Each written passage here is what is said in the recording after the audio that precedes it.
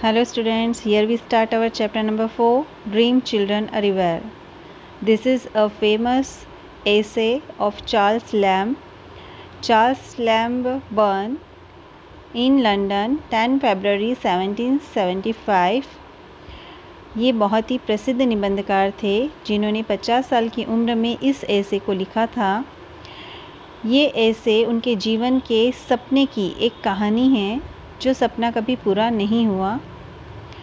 Charles lamb ने इस कहानी में, इस एसे में 2 काल्पनिक बच्चों की बात की है, जिसमें उन्होंने एक बेटे जॉन और एक बेटी एलिस की बात की है।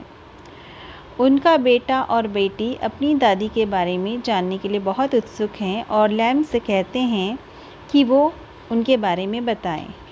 चार्ल्स ने बताया कि उनकी दादी फील्ड नॉर्फॉक के एक बड़े से घर में रहती थी, जिसमें वो देखभाल करती थी उस बड़े से घर की, और वो बहुत धार्मिक महिला थी। सभी लोग उनसे बहुत प्यार करते थे, उनका बहुत सम्मान करते थे।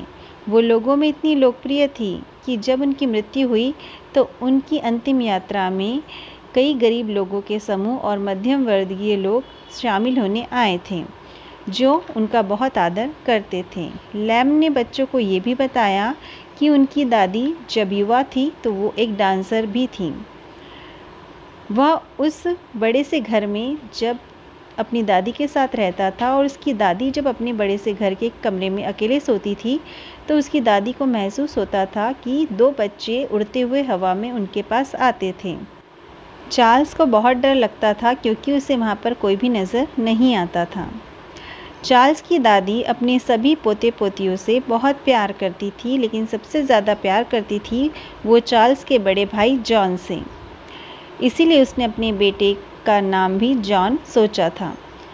वो उससे इतना प्यार इसलिए करती थी क्योंकि वह उस बड़े से घर के बगीचे की देखभाल करता था और चार्ल्स को अपनी पीठ पर बिठाकर घुमाता था क्योंकि चार्ल्स एक पाँव से लंगड़ा था। लेकिन बाद में चार्ल्स के बड़े भाई की एक गंभीर बीमारी से मौत हो गई। चार्ल्स यानी लेखक हमेशा अपने बड़े भाई को याद करता था, उसके प्यार और उससे गुस्से को भी।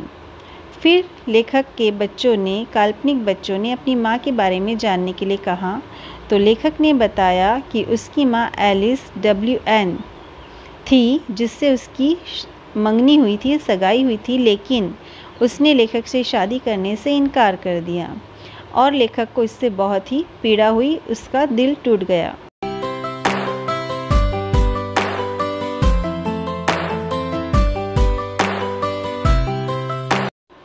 लेखक ने अपनी बेटी से कहा कि वो बिल्कुल अपने माँ जैसी हूबहू दिखाई देती है। कुछ समय के बाद लेखक को होश आया कि वो दिन में ही सपना देख रहा था और वो एक कल्पना मात्र था और उसका सपना टूट गया। तब उसने देखा कि ना उसका बेटा है वहाँ पर, ना उसकी बेटी है।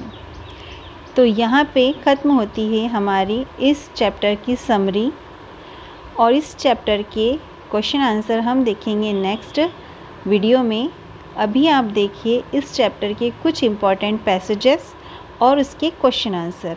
आपके सामने 3 पैसेजेस हैं और उनके क्वेश्चन आंसर हैं।